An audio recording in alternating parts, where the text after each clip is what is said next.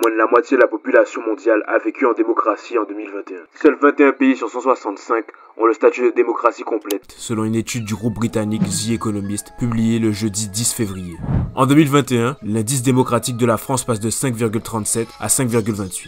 Marquant alors la plus grande baisse démocratique depuis 2010. Loin d'être la seule dans ce cas, on retrouve de nombreuses autres nations tendant vers ce que l'on nomme les démocraties défaillantes. L'Espagne, les États-Unis ainsi que l'Afrique du Sud n'ont pas été à l'abri de cette baisse de leur score démocratique. La démocratie est un régime fragile dans lequel il est compliqué de satisfaire tout le monde tout en restant dans une logique égalitaire. Des pays avec de tels moyens et une influence aussi grande ne sont pas capables de maintenir un système juste. Leurs valeurs sont remises en cause et vues comme hypocrites. Est-il encore possible de maintenir ce régime sans se tourner vers des dérives? Est-ce que les démocraties d'aujourd'hui seront les dictatures de demain? Si ces questions vous intéressent, bienvenue dans un nouvel épisode de La Crypte.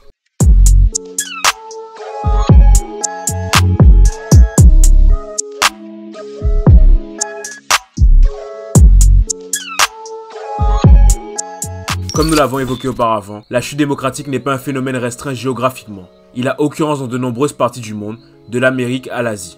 L'organisation s'occupant de calculer le score démocratique le fait alors sur une soixantaine de critères répartis en 5 catégories distinctes. Le processus électoral et le pluralisme politique, les libertés civiles, le fonctionnement du gouvernement, la participation politique, la culture politique.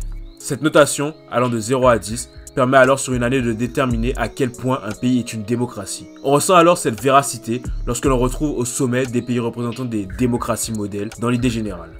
Par exemple la Suède, la Finlande, l'Australie et bien évidemment la France. Pourtant, selon les organisations telles que l'International Institute for Democracy and Electoral Assistance, IDEA, depuis 1975, les démocraties sont de plus en plus mal en point. Un pays démocratique sur deux connaît un déclin.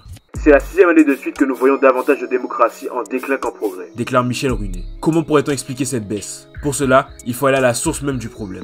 Prenons l'exemple de ce qui a amené la Tunisie à ne plus pouvoir répondre aux critères pour être une démocratie. Depuis janvier 2011, après la démission du chef du parti unique du pays, Zine El Abidine, le pays se tourne vers des mesures plus démocratiques, telles que la création de plusieurs partis politiques permettant une plus grande diversité. Pourtant, à l'arrivée de Saïed en 2019, après de nombreux échecs économiques de ses prédécesseurs, il s'est présenté comme l'homme capable de prendre les rênes lorsque tous les autres étaient incompétents et corrompus, explique Dr Yerkes de la Fondation Carnegie pour la paix internationale. Peu après son arrivée, il acquiert un pouvoir encore plus important afin de mieux contrôler les directives face au Covid-19.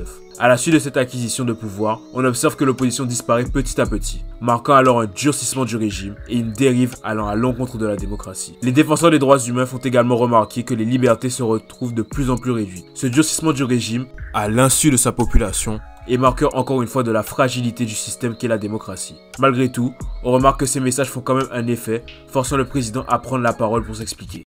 En mettant de côté les chiffres de The Economist, cette baisse démocratique est-elle vraiment palpable parmi la population?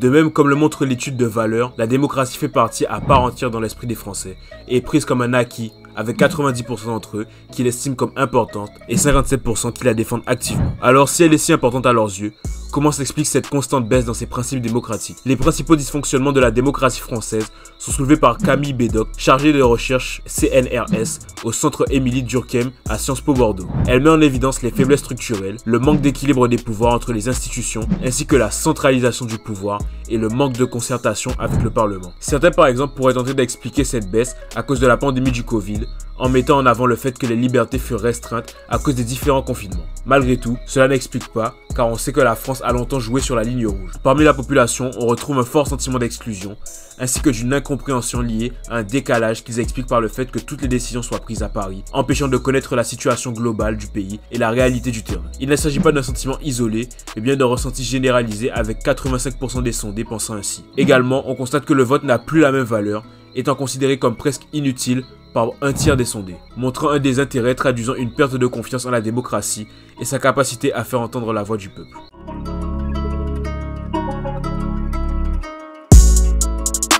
Même à notre époque, nous comprenons que les démocraties restent des régimes fragiles et qu'il est difficile de les maintenir malgré tout. Plus les échecs s'enchaînent, plus le désintérêt de la population se fait ressentir, faisant alors le régime se tourner vers une forme moins démocratique, ne laissant de réelles décisions qu'à une portion élitiste activement représentée de la population. C'est pour cela que les démocraties se raréfient, comme marqueur de l'échec des systèmes la mettant en place, jusqu'à arriver à celui capable de respecter et sa population et les principes de son régime. C'est tout pour cette vidéo.